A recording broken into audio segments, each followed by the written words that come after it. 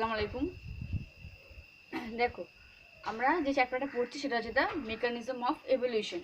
ওকে, তো এখানে আমরা মলিকিউলার বেসিসে এভলিউশনটাকে জানবো। ওকে, তো আগের দিন ক্লাসে পড়ালাম যে ভেরিয়েশন কি।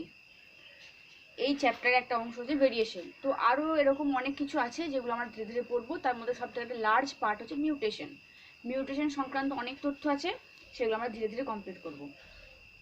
আর বইয়েতে অনেক কিছু এক্সট্রা থাকতে পারে, যদি সেগুলো করে মাথা খারাপ করার দরকার নেই।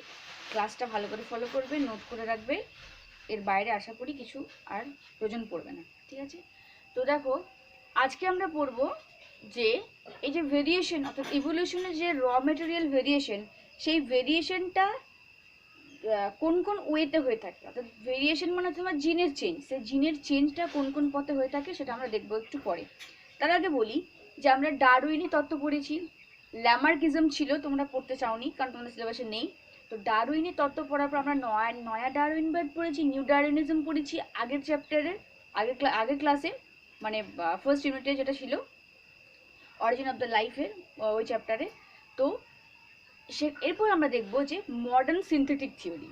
এই মডার্ন সিনথেটিক থিওরি যেটা হচ্ছে খুব মোস্ট অ্যাকসেপ্টেবল থিওরি, খুব গ্রহণযোগ্য একটা থিওরি তত্ত্ব, যেখানে কিছু বিজ্ঞানী রিলেটেড আছে, মানে কয়েকজন বিজ্ঞানী এই থিওরির সঙ্গে সংযুক্ত। তো তোমাদেরকে বিজ্ঞানী সায়েন্টিস্টের নামগুলো মনে রাখতে হবে, দরকার পড়লে খাতাতে লিখবে, লিখে লিখে মনে রাখবে। ওকে, দেখো তাহলে আমরা এখন যেটা পড়বো, the modern synthetic theory of the evolution. এই modern synthetic theory of evolution যেটা মোস্ট অ্যাকসেপ্টেবল থিওরি, যেখানে কোন কোন বিজ্ঞানী সংযুক্ত আছে, এই বিজ্ঞানীর নামগুলো অবশ্যই মাথায় রাখবে এমসিকিউর জন্য। The Theodosius Dobzhansky and Hugo de Vries, the Julian Huxley and the Sewall Wright, Hardy Weinberg. এই হার্ডে-উইনবার্গ ল আমরা প্রিন্সিপাল পরে পড়বো। আছে আমাদের R A Fisher and JBS. Haldane and Ernest Mayr and JL. Stebbins. Okay, তো এই নামগুলো মনে রাখবে, Dobzhansky, Hugo de Vries, Julian Huxley and the Sewall Wright, Hardy Weinberg, the Fisher and JBS. Haldane, Ernest Mayr and JL. Okay, তো এই সমস্ত বিজ্ঞানীরা এই থিওরি মডার্ন সিনথেটিক যে থিওরি তার সঙ্গে তেনারা সংযুক্ত ছিলেন। এই নামগুলো মনে রাখবে। আর আমরা আগে পড়েছিলাম দ্য অরিজিন অফ লাইফ, এই বইটা কে লিখেছিলেন? বিজ্ঞানী ওপারেন। আমরা ডারউইনের লেখা বইয়ের নামও পড়েছি। তো আজকে আরো কিছু বইয়ের নাম তোমাদের জেনে রাখতে হবে, যেটা এমসিকিউ কোশ্চেনের জন্য। ওকে, দেখো, দ্য থিওডোসিয়াস ডবঝানস্কি রোট এ বই,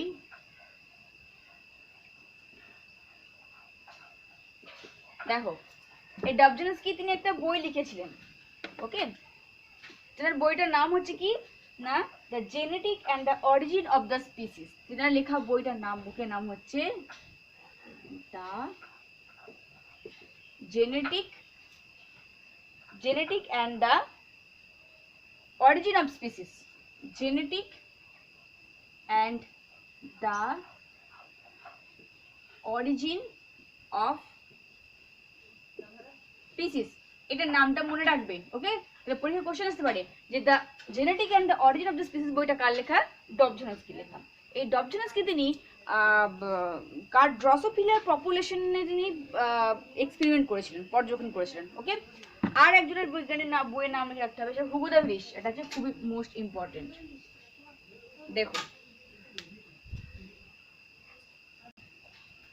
দেখো এই সায়েন্টিস্টের বইয়ের নামগুলো মনে রাখবে। নেক্সট হচ্ছে হিউগো দ্য ভ্রিস। হিউগো দি ভ্রিসের লেখা বইয়ের নাম হচ্ছে মিউটেশন থিওরি। এটা হচ্ছে ইম্পর্টেন্ট। তাহলে মিউটেশন থিওরি কার লেখা? হিউগো দ্য ভ্রিসের লেখা। ওকে, আর একজন বিজ্ঞানীর নাম মনে রাখবে, হাক্সলে, জুলিয়ান হাক্সলে। এই জুলিয়ান হাক্সলে লেখা বইটার নাম হচ্ছে evolution the modern synthesis. Evolution modern synthetic. Okay, তাহলে এগুলো মনে রেখো। তাহলে দ্য ডবঝানস্কি লেখা বইয়ের নাম হচ্ছে the genetic and the origin of the species. Hugo de ভ্রিশের লেখা হচ্ছে তোমার মিউটেশন থিওরি, অ্যান্ড জুলিয়ান হাক্সের লেখা হচ্ছে ইভলিউশন মডার্ন সিনথেটিক। এই নামগুলো মনে রেখো।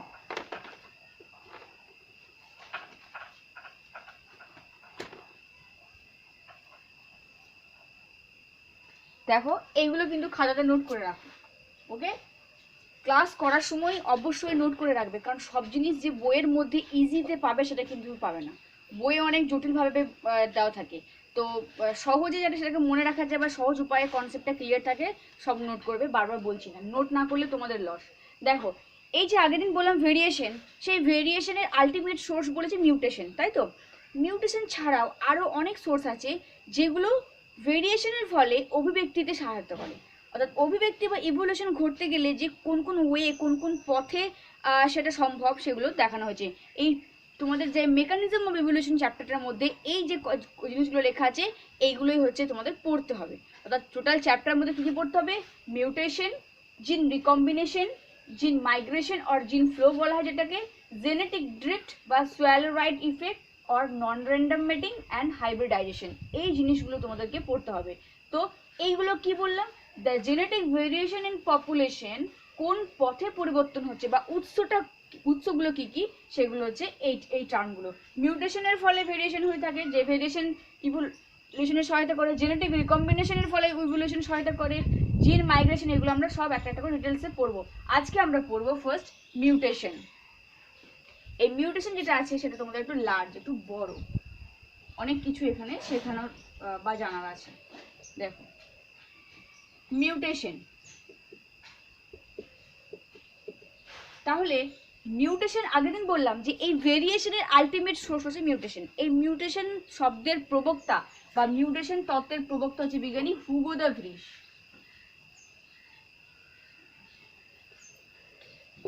মনে রাখবে,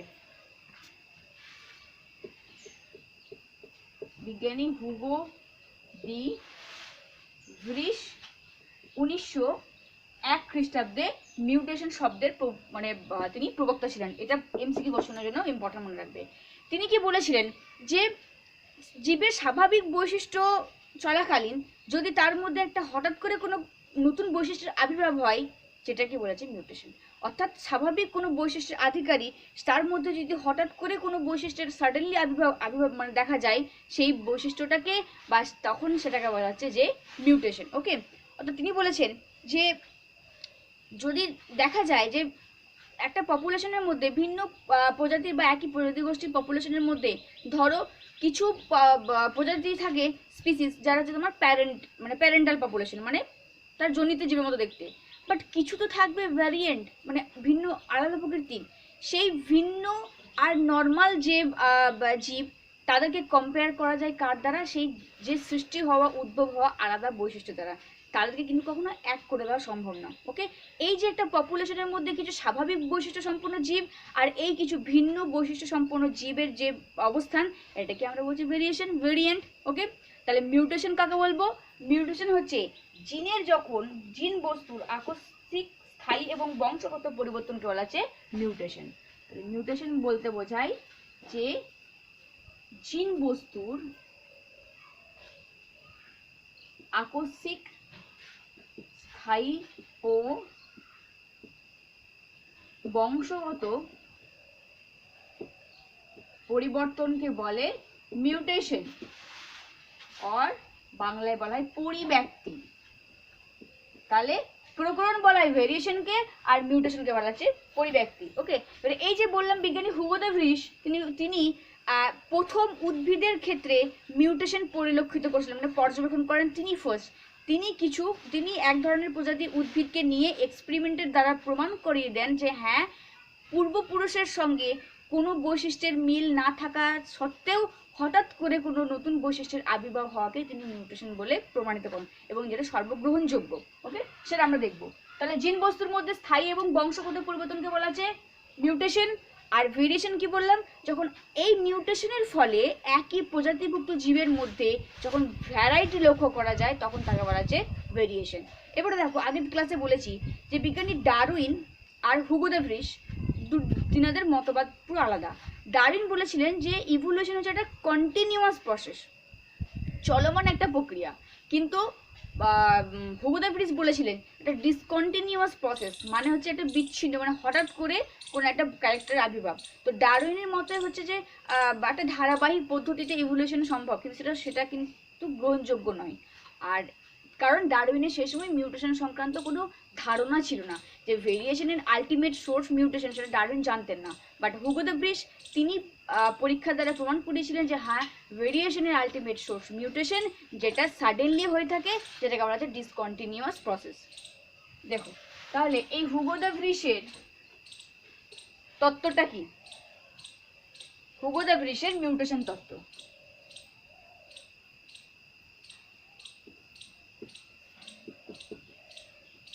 এখন আমরা পড়বো হুগো দ্য ভ্রিসের মিউটেশন তত্ত্ব। বিজ্ঞানী হুগো দ্য ভ্রিস, তিনি নেদারল্যান্ডের উদ্ভিদ বিজ্ঞানী হুগো দ্য ভ্রিস, তিনি মেন্ডেলের যে থিওরি, সেই থিওরিকে পুনরুৎপাদন করেছিলেন।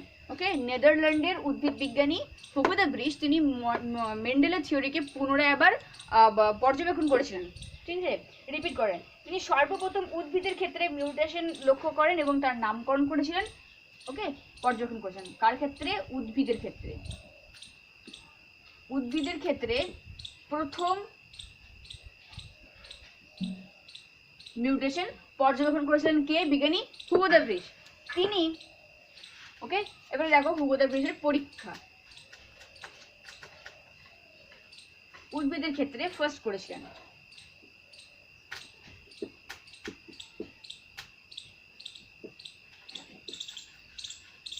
দেখো তিনি কি করেছিলেন, ওয়েনাথেরা ল্যামারকিয়ার এক ধরনের ইভিনিং প্রাইমোজ উদ্ভিদ নিয়েছিলেন। আমি ওই ছবিটা তোমাদেরকে পাঠিয়ে দেবো, গ্রুপে দেখে নেবে। এই ওয়েনাথেরা ল্যামারকিয়ার প্রজাতির তিনি উদ্ভিদ নিয়ে তাদেরকে স্বনিষেধ তিনি তাদের মধ্যে ঘটিয়েছিলেন। তো স্বনিষেধ ঘটানোর পর তিনি লক্ষ্য করেন যে সেই ওয়েনাথেরা ল্যামারকিয়ার স্বনিষেধ ঘটানোর ফলে যে অপত্য অফস্প্রিং তৈরি উৎপন্ন হয়, সেগুলো ম্যাক্সিমাম অধিকাংশ অফস্প্রিং হয়েছিল, মানে বৈশিষ্ট্য এবং দেখতে হয়েছিল কার মতো? প্যারেন্টালের মতো, মানে ওয়েনাথেরা ল্যামারকার মতো। আর কিছু অফস্প্রিং অপত্য উৎপন্ন হয়েছিল যেগুলো ছিল একটু ভিন্ন বৈশিষ্ট্য সম্পন্ন। ওকে, তাহলে হুগো দ্য ভ্রিসের এক্সপেরিমেন্ট মিউটেশন সংক্রান্ত কি? প্রথম তিনি উদ্ভিদের ক্ষেত্রে উদ্ভিদের ক্ষেত্রে তিনি প্রমাণ দেখিয়েছিলেন, লক্ষ্য করেছিলেন, প্রমাণ করেছিলেন যে মিউটেশন সম্ভব। তিনি ওয়েনাথেরা ল্যামারকিয়া নামক উদ্ভিদের, অর্থাৎ ইভিনিং প্রাইমোজ উদ্ভিদের তিনি তাদের মধ্যে স্বনিষেধ সম্পন্ন করেন। তাদের মধ্যে কি বললাম? দুই ধরনের অপত্য উৎপন্ন হয়। একটা ছিল স্বাভাবিক, অর্থাৎ প্যারেন্টাল অফস্প্রিং অপত্য, আর একটা ছিল একটু আলাদা বৈশিষ্ট্য সম্পন্ন অপত্য। তিনি কি করলেন? স্বাভাবিক অপত্যের মধ্যে আবার স্বনিষেধ সম্পন্ন করলেন। কি দেখলেন? যে সেখানে আবার অধিকাংশটাই হচ্ছে তোমার স্বাভাবিক প্যারেন্টের মতো, জনিত জীবের মতো দেখতে, আর কিছু হচ্ছে ভ্যারিয়েন্ট, মানে ভিন্ন প্রকৃতির বৈশিষ্ট্য সম্পন্ন উদ্ভিদ। আর এই যে ভ্যারাইটিস, মানে ভিন্ন প্রকৃতির যে উদ্ভিদের অপত্য উৎপন্ন হয়েছিল, এই ভিন্ন প্রকৃতির অপত্যের মধ্যে স্বনিষেধ ঘটিয়ে দেখলেন যে ম্যাক্সিমামটাই তো ভিন্ন প্রকৃতির হচ্ছেই, আর কিছু আরো বেশি ভিন্ন প্রকৃতির বৈশিষ্ট্য সম্পন্ন উদ্ভিদ লক্ষ্য করলেন। তিনি এখান থেকে প্রমাণ করলেন যে পূর্বপুরুষের বা জনিতের সঙ্গে যে বৈশিষ্ট্যের কোনো মিল নেই, কিন্তু দেখো স্বনিষেধ ঘটানোর ফলে এই ভেরিয়েন্ট বা ভেরিয়েশনের ফলে কি হচ্ছে? মিউটেশন, মানে যখন তিনি স্বনিষেধ ঘটান তখন দেখেন যে এই ভিন্ন প্রকৃতির উদ্ভিদের মধ্যে একটা নতুন একটা উন্নত বৈশিষ্ট্যের আবির্ভাব ঘটেছে। তখনই তিনি সেটাকে বললেন যেটা মিউটেশন। ওকে, তিনি প্রায় 50,000 তিনি করেছিলেন, মানে প্রজাতি এক্সপেরিমেন্ট করেছিলেন।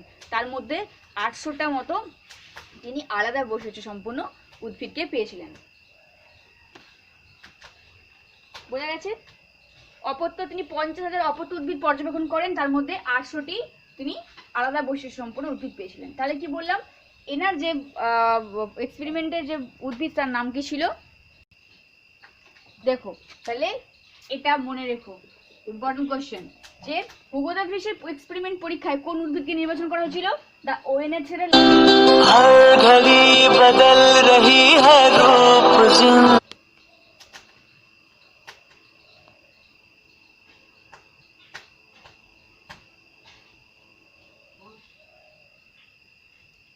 বোঝা গেছে? তাহলে ওয়েনাথেরা ল্যামারকিয়ান, হুগো দ্য ভ্রিসের নির্বাচিত উদ্ভিদের নাম হচ্ছে ওয়েনাথেরা ল্যামারকিয়ান ইভিনিং প্রাইমোরেস উদ্ভিদ। ওকে, যেটার উপর তিনি প্রথম পর্যবেক্ষণ করেন।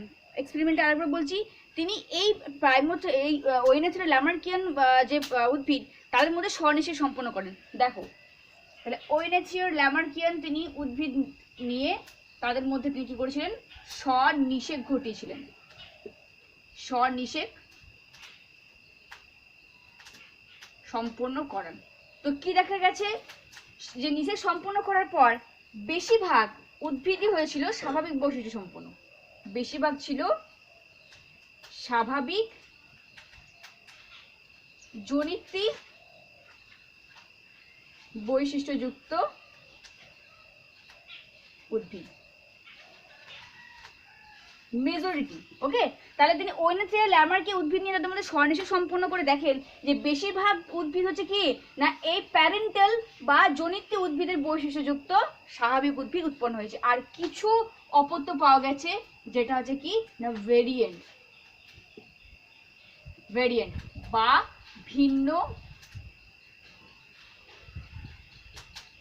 ভিন্ন প্রকৃতির উদ্ভিদ। এটা কিন্তু খুব অল্প সংখ্যক। ওকে, তিনি আবার কি করলেন, এই স্বাভাবিক জনিত বৈশিষ্ট্যযুক্ত যে অপত্য উৎপন্ন হয়েছিল সে অপত্যদের মধ্যে আবার তিনি স্বনিষেক সম্পন্ন করেন। তাহলে এখানে তিনি কি করেন, আবার স্বনিষেক ঘটান। ওকে, তার ফলে কি দেখেন যে আবার কি হয়েছে, যে বেশিরভাগ উদ্ভিদ হয়েছে কি না জনিত্রী বৈশিষ্ট্যযুক্ত, আর কিছু উদ্ভিদ হয়েছে যেটা ভিন্ন প্রকৃতির অপত্য। বোঝা গেছে, তিনি বারবার স্বনিষেক সম্পন্ন করে দেখতে চাইছেন যে কি ধরনের ক্যারেক্টার আসছে হয়েছে এটা স্বাভাবিকের মধ্যে। এবার তিনি ভেরিয়েন্ট মানে এই যে ভিন্ন প্রকৃতির অপত্য উৎপন্ন হয়েছিল এই ভিন্ন প্রকৃতির অপত্যের মধ্যে আবার তিনি স্বনিষেক সম্পন্ন করেন। কি করলেন, এদের মধ্যে আবার স্বনিষেক সম্পন্ন করেন। তিনি কি দেখলেন যে ম্যাক্সিমাম হচ্ছে ভিন্ন প্রকৃতির উদ্ভিদ উৎপন্ন হয়েছে, এখানে বেশিরভাগ হচ্ছে কি না ভিন্ন প্রকৃতির উদ্ভিদ, বেশিরভাগ ভিন্ন প্রকৃতির উদ্ভিদ। কেন, কারণ দেখো ভ্যারিয়েন্ট তো আগে ছিল অপত্য, তাহলে প্যারেন্টাল জেনারেশন তৈরি হয়, প্যারেন্টাল উদ্ভিদ তৈরি হবে। এখানে আমি যদি এই যে যেমন স্বাভাবিক উদ্ভিদের মধ্যে স্বনিষেক ঘটালাম তো ম্যাক্সিমামটাই কি হলো স্বাভাবিক উদ্ভিদ, ঠিক সেরকম ভিন্ন প্রকৃতির বৈশিষ্ট্য সম্পন্ন উদ্ভিদের মধ্যে মিলন ঘটালে কি হবে, ম্যাক্সিমামটা সে ভিন্ন প্রকৃতির বৈশিষ্ট্য সম্পন্ন উদ্ভিদ তৈরি হবে।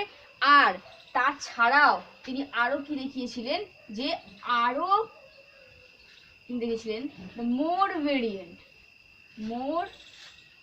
ভ্যারিয়েন্ট বা আরো বেশি ভিন্ন প্রকৃতির উদ্ভিদ তিনি বৈশিষ্ট্য সম্পন্ন উদ্ভিদ লক্ষ্য করেছেন। তিনি এই যে আরো ভিন্ন প্রকৃতির বৈশিষ্ট্য সম্পন্ন উদ্ভিদ লক্ষ্য করলেন এবং এর সঙ্গে এই যে প্যারেন্টাল যে উদ্ভিদ বৈশিষ্ট্য জনিত সম্পন্ন উদ্ভিদের তিনি বৈশিষ্ট্যের মিল ঘটিয়ে দেখালেন যে তার সঙ্গে কোনো মিল নেই। অর্থাৎ স্বনিষেক সম্পন্ন করার ফলে যে জেনারেশন আফটার ওয়াইজ জেনারেশনের মধ্যে তিনি লক্ষ্য করলেন যে একটা নতুন ক্যারেক্টারের সাডেনলি আবির্ভাব হয়েছে। এই যে নতুন বৈশিষ্ট্যের হঠাৎ করে আবির্ভাব হওয়াটাকে তিনি বলেছিলেন মিউটেশন। তাহলে বোঝা গেছে ওয়েনেথেরা ল্যামার্কিয়ান ইভিনিং প্রাইমোস উদ্ভিদের মধ্যে তিনি স্বনিষেক সম্পন্ন করেন। স্বনিষেক সম্পন্ন করার পর তিনি প্রথমে পেয়েছেন কিছু স্বাভাবিক জনিত বৈশিষ্ট্যযুক্ত উদ্ভিদ অর্থাৎ প্যারেন্টাল জেনারেশনের মতো সেম, আর কিছু পেয়েছিলেন কিছু ভ্যারিয়েন্ট মানে ভিন্ন প্রকৃতির উদ্ভিদ। ওকে, তিনি স্বাভাবিক এই বৈশিষ্ট্য সম্পন্ন উদ্ভিদের মধ্যে আবার স্বনিষেক ঘটান, তিনি আবার বেশিরভাগ আবার স্বাভাবিক উদ্ভিদ পান আর কিছু ভিন্ন প্রকৃতির উদ্ভিদ পান। আর এই যে ভিন্ন প্রকৃতির উদ্ভিদ অপত্য পেয়েছিলেন এদের মধ্যে যখন তিনি স্বনিষেক সম্পন্ন করেন দেখেন যে বেশিরভাগটাই ভিন্ন প্রকৃতির ছিল, আর আরো বেশি আর কিছু সংখ্যক উদ্ভিদ পাওয়া গেল কি সেগুলো মোর ভেরিয়েন্ট মানে বেশি হচ্ছে কি বেশি ভিন্ন প্রকৃতিযুক্ত। ওকে, তার মানে এই যে অপত্য তার মধ্যে কিছু সাডেনলি বা হঠাৎ করে কোনো ক্যারেক্টারের উৎপত্তি হয়েছে। এর থেকে তিনি প্রমাণ করেন যে মিউটেশনই একমাত্র সম্ভব যে ভ্যারিয়েন্টের ক্ষেত্রে, অর্থাৎ জীবকে আলাদা করার জন্য এই যে হঠাৎ সাডেনলি যে ক্যারেক্টারের উৎপত্তি হয়েছে যেটাকে তিনি বলেছিলেন মিউটেশন।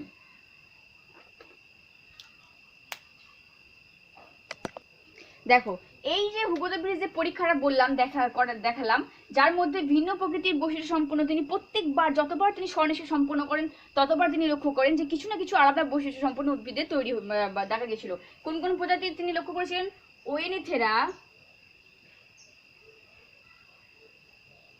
ওয়েনেথেরা জাইগাস নামক কিছু তিনি উদ্ভিদ পেয়েছিলেন। ওকে, ওয়েনেথেরাস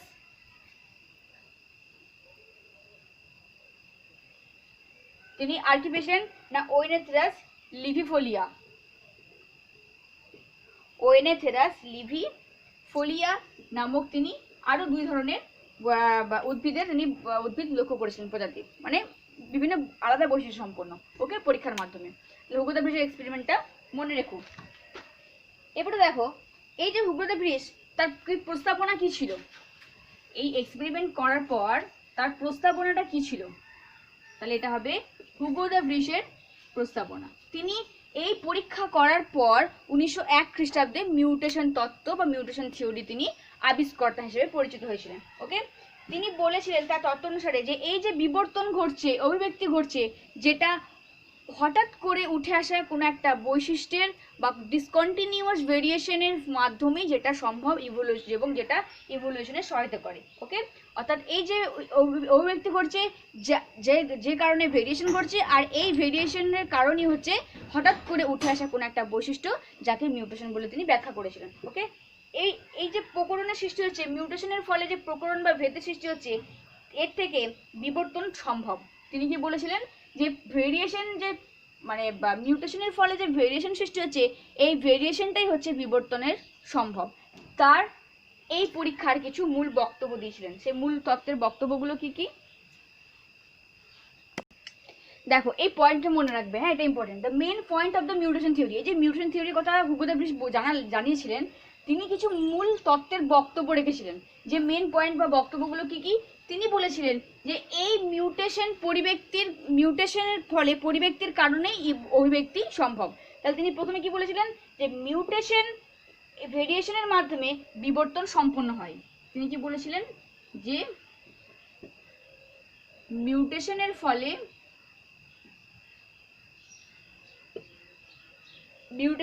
কি বলেছিলেন যে প্রকরণ বা ভেরিয়েশন, মিউটেশনের ফলে প্রকরণ, যার ফলে ইভলিউশন সম্ভব, যার ফলে ইভলিউশন সম্পূর্ণ হয়। খাতা নোট করবে। ওকে, তিনি আর বলেছিলেন যে একই প্রকারের মিউটেশন হঠাৎ করে সৃষ্টি হয় এবং দ্রুত কার্যকরী হয়। সেকেন্ড পয়েন্ট তিনি কি বলেছিলেন যে মিউটেশন হঠাৎ করে সৃষ্টি হয় এবং দ্রুত কার্যকরী হয়, ওকে, তাহলে মিউটেশন কি বোঝা গেছে, কিভাবে মিউটেশনের কথাটা প্রথম এসেছিল, বোঝা গেছে তাহলে। আচ্ছা, তারপরে এরপরে আমরা আরো পড়বো যে মিউটেশন ঘটার কারণ কি, কিছু জিন ঘটিত কারণ আছে, কিছু ক্রোমোজোম ঘটিত কারণ আছে, সেগুলো আমরা পরের ক্লাসে সব মানে মিউটেশন সংক্রান্ত কনসেপ্ট আমি ডিটেলসে তোমাদেরকে জানাবো। ওকে, সিলেবাসেও আছে তোমাদের। তাহলে সেকেন্ড বৈশিষ্ট্য হচ্ছে মিউটেশন হঠাৎ করে সৃষ্টি, দ্রুত কার্যকরী হয়। আচ্ছা, একই প্রকারের একাধিক জীবে একই প্রকারের মিউটেশন সৃষ্টি হতে পারে। দেখো আর কি বলেছিলেন যে একই প্রকারের একাধিক জীবের একই মিউটেশন দেখা যেতে পারে, একই মিউটেশন করতে পারে।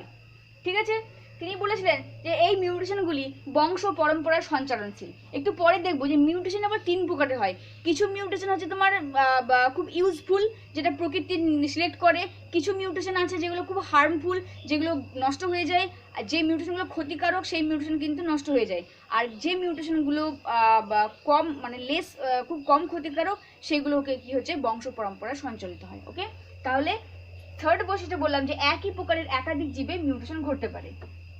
এই মূল বক্তব্যগুলো পরীক্ষায় আসতে পারে, পয়েন্ট লিখে নেবেন। আচ্ছা, আর কি বললাম, আর তিনি বলেছিলেন তার বক্তব্য অনুযায়ী যে মিউটেশন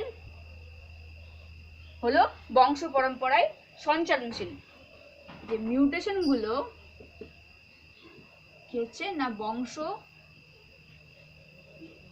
বংশ পরম্পরায় সঞ্চারণশীল। ওকে, আচ্ছা, তিনি আর বলেছিলেন যে উপকারী মিউটেশনগুলো প্রকৃতি দ্বারা নির্বাচিত হয়। তিনি এই যে বললাম যে কি মিউটেশন 3 ধরনের, তিনি বলেছিলেন যেগুলো উপকারী বা ইউজফুল সেই মিউটেশনগুলো কি হচ্ছে প্রকৃতি দ্বারা নির্বাচিত হয়, সেগুলো প্রকৃতির দ্বারা, লিখে নেবে এগুলো, নির্বাচিত হয়। আর যে মিউটেশনগুলো প্রাণঘাতী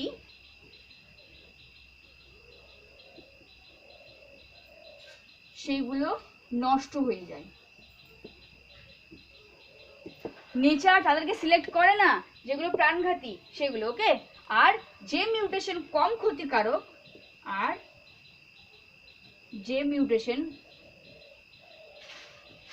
ক্ষতিকারক, সেগুলো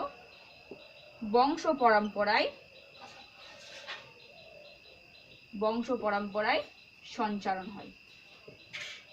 তাহলে এই পয়েন্টগুলো অবশ্যই মনে রেখো। ওকে, কি বললাম? প্রাকৃতিক দ্বারা নির্বাচিত হয়, যে মিউটেশনগুলো প্রাণঘাতী সেগুলো নষ্ট হয়ে যায়, আর যেগুলো ক্ষতিকারক সেগুলো সঞ্চার হয়। মানে হচ্ছে তাহলে মিউটেশন মানে বললাম যে সাডেনলি তৈরি হওয়া বা সৃষ্টি হওয়া কোনো ক্যারেক্টার, সেটা কিভাবে জিনের দ্বারা সম্ভব বা হঠাৎ করে বৈশিষ্ট্যটা কি করে আবির্ভাব হলো সেগুলো পরে জানাবো। তো এই যে হঠাৎ করে বৈশিষ্ট্য সৃষ্টি হচ্ছে, তার মিউটেশন ঘটছে। এই মিউটেশন আবার 3 প্রকার। কিছু মিউটেশন হচ্ছে যেগুলো মানে খুব ইউজফুল, মানে খুব কার্যকরী, মানে মিউটেশন যে বৈশিষ্ট্যগুলো দ্বারা কি হচ্ছে ইভলিউশন সম্ভব, সেগুলোকে প্রকৃতি কিন্তু সিলেক্ট করে নেয়, নির্বাচন করে নেয়। যে মিউটেশনের মিউটেশন মানে কি সাডেনলি কোনো ক্যারেক্টার, যে ক্যারেক্টার বা বৈশিষ্ট্য খুব ক্ষতিকারক সেটা কিন্তু নষ্ট হয়ে যায়, বা প্রাণঘাতী সেটা কিন্তু মানে প্রকৃতি নির্বাচনও করে না, আর বংশ পরম্পরায় সেই বৈশিষ্ট্য সঞ্চালন হয় না।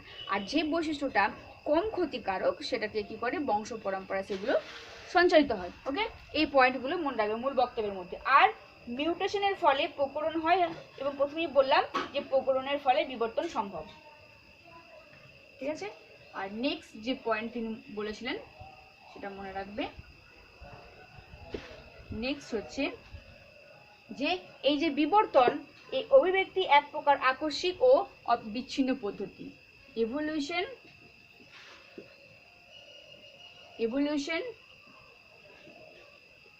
এক প্রকারের আকস্মিক ও বিচ্ছিন্ন পদ্ধতি। এটাই তো তিনি বলেছিলেন হুগো দ্য ব্রিজ। কিন্তু অন্যদিকে কি বলেছিল ডারউইন, যে ইভলিউশন একটা চলমান প্রক্রিয়া, কন্টিনিউয়াস প্রসেস। কিন্তু হুগো দ্য ব্রিজ বলেছিলেন না, এটা একটা বিচ্ছিন্ন পদ্ধতি, অর্থাৎ হঠাৎ করে আবির্ভাব হয়ে যায় কোনো ট্রেড বা কোনো ক্যারেক্টারের দ্বারাই সেটা ভেরিয়েশন সম্ভব, যেটা ইভলিউশনে সহায়তা করে। অর্থাৎ আমাদের যে কোনো জিনিসকে ইভলিউশনের দিক থেকে বিচার করতে হবে, যে কোনো জিনিসকে। বোঝা গেছে? তাহলে এই হচ্ছে মিউটেশন যে থিওরি, সেই থিওরির মূল বক্তব্যগুলো। দেখো, এই যে মিউটেশন তত্ত্ব, সেই মিউটেশন তত্ত্বের সমর্থনে কিছু যুক্তি দেওয়া হয়েছিল, দিয়েছিলেন। কি কি সেই যুক্তিগুলো হুগো দ্য ব্রিজ দিয়েছিলেন? যে সমস্ত প্রকারের প্রকরণ বা ভেরিয়েশনের প্রধান উৎস হলো মিউটেশন। বারবার করে একটা কথাই বলছি, এটা মনে রেখো। আর বিবর্তনের অন্যতম প্রধান কারণ হচ্ছে মিউটেশন, অর্থাৎ ভেরিয়েশনের কারণে মিউটেশন, ইভলিউশনের কারণ হচ্ছে মিউটেশন। অগ্রবর্তী পশ্চাৎবর্তী যে কোনো বিবর্তন, মানে যে কোনো ধরনের ইভলিউশনের জন্য কিন্তু মিউটেশন তত্ত্বে ব্যাখ্যা করা সম্ভব। আর তিনি বলেছিলেন যেহেতু সব জীবের ক্ষেত্রে মিউটেশনের হার সমান হয়। ওকে, সমান নয়, সমস্ত জীবের ক্ষেত্রে কিন্তু মিউটেশনের হারটা সমান নয়। মানে কারো কারো ক্ষেত্রে বেশি, কারো কারো ক্ষেত্রে ইউজফুল মিউটেশন হয়, কারো কারো ক্ষেত্রে খুব হার্মফুল মিউটেশন ঘটে ইত্যাদি, বা সমান হারে সম্ভব হয় না। এ হচ্ছে তার সমর্থনের যুক্তি। এবার দেখো, যে কোনো, আমরা জানি যে কোনো থিওরি বা যে কোনো কিছু প্রমাণ ঘটিত হতে সেখানে কিছু বিপক্ষে মতবাদ তো থাকবে, ক্রিটিসিজম তো থাকা চাই। তো এখানেও কিছু তার যে থিওরি, সেই থিওরির মধ্যেও কিছু ক্রিটিসিজম বা বিপক্ষে কিছু মতবাদ দিয়েছিলেন বিভিন্ন বিজ্ঞানীরা। যেনারা কি বলেছিলেন যে এই যে ওয়েনেথের ল্যামার্কিয়ের যে উদ্ভিদ তিনি নির্বাচন করেছিলেন, যেখানে বলছে ক্রোমোজোমের অস্বাভাবিকতা লক্ষ্য করা যায়। এরপরে এই ক্রোমোজোমের অস্বাভাবিকতা লক্ষ্য করলে দেখো কি হবে, তাদের মানে জিনের সজ্জারীতির চেঞ্জ হবে, আর জিনের সরজারিতে চেঞ্জ হলে আলাদা আলাদা প্রজাতি মানে অন্য প্রজাতির এক ধরনের উদ্ভিদের উৎপত্তি হয়, কিন্তু সেটা হুগো দ্য ভ্রিস তিনি পর্যবেক্ষণ করেননি বা সেটা সম্পর্কে তিনি ভাবতে পারেননি। তিনি এটা সম্পর্কে চিন্তা করেননি যে এই ওয়েনেথেরা ল্যামার্কিয়া উদ্ভিদের ক্রোমোজোমের অস্বাভাবিকতার কারণেই হয়তো এই বিভিন্ন ভ্যারাইটিস উদ্ভিদের তৈরি হচ্ছে। ওকে, তাহলে এই বিপক্ষের যুক্তি, মিউটেশন তত্ত্বের বিপক্ষে যুক্তি দিয়ে কি বলেছিলেন? বিভিন্ন বিজ্ঞানীরা বলেছিলেন যে ওয়েনেথেরা ল্যামার্কিয়া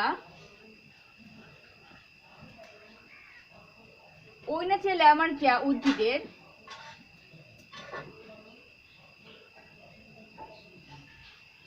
ক্রোমোজোমাল অস্বাভাবিকতা দেখা যায়, ক্রোমোজোমাল অস্বাভাবিকতা লক্ষ্য করা যায়। এবারে ক্রোমোজোমের অস্বাভাবিকতা দেখা দিলে অবশ্যই আলাদা আলাদা জিনিস অপত্যের মধ্যে লক্ষ্য করা যাবে। তিনি সেইগুলোকে মানে সেগুলো ছিল আলাদা আলাদা প্রজাতি, কিন্তু সেটা তিনি বুঝতে পারেননি হুগো দ্য ভ্রিস। ওকে, আচ্ছা, আর কি? অধিক মিউটেশনই ক্ষতিকারক এবং প্রচ্ছন্ন। আর বিজ্ঞানীরা বলেছিলেন যে অধিক মিউটেশন, কিন্তু বলেছিলেন অধিক মিউটেশন হচ্ছে ক্ষতিকারক। যারা বিপক্ষে মতবাদী ছিলেন যুক্তি তিনারা আর কি বলেছিলেন যে মিউটেশন তত্ত্বের দ্বারা অনুকীর্তির সমান্তরাল বিবর্তনের ব্যাখ্যা করা যায় না। তিনারা বলেছিলেন যে এই মিউটেশন তত্ত্বের দ্বারা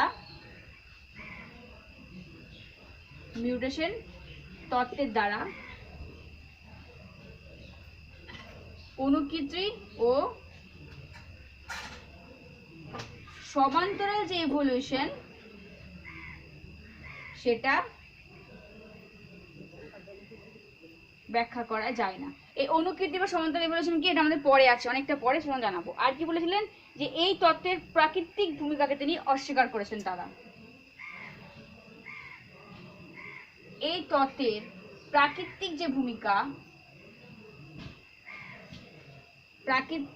ভূমিকাকে অস্বীকার করেন। ওকে, তাহলে সবকিছুর থিওরির মধ্যে তো একটা ভুল মতবাদ থাকবেই না, মানে একটা ক্রিটিসিজম থাকবে। সেগুলো কি কি ছিল? তিনারা মনে করেছিলেন যে ক্রোমোজোমাল অস্বাভাবিকতার জন্যই হয়তো বারবার এরকম দেখা যাচ্ছে। তিনারা বলেছিলেন যে অধিক বারবার মিউটেশন ঘটলে সেটা ক্ষতিকারক। মিউটেশন তত্ত্বের দ্বারা সমান্তরাল এবং অনুকীর্তি ইভলিউশন বিচার করা যায় না। আর এই তত্ত্বের প্রাকৃতিক যে ভূমিকা, যে এই যে থিওরি মিউটেশন তত্ত্বের জন্য প্রকৃতির যে ভূমিকা, সেটা তিনারা অস্বীকার করেছিলেন। ওকে, তাহলে এই হচ্ছে ক্রিটিসিজম।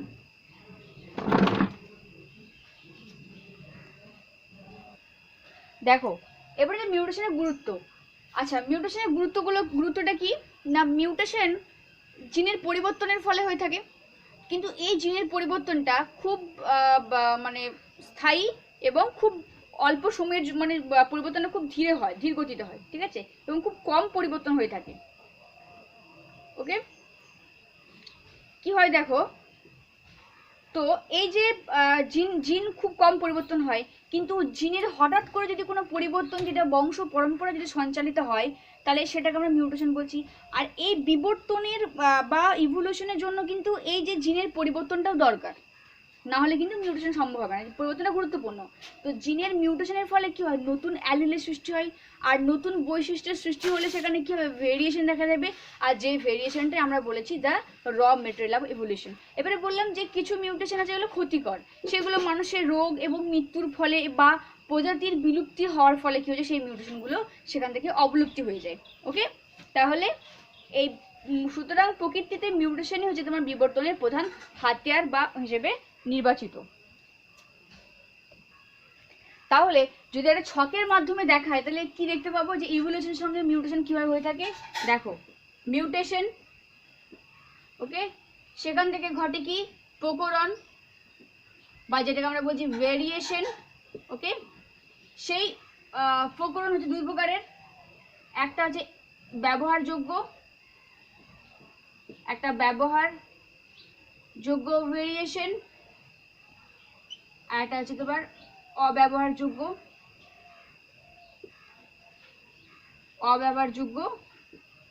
প্রকরণ।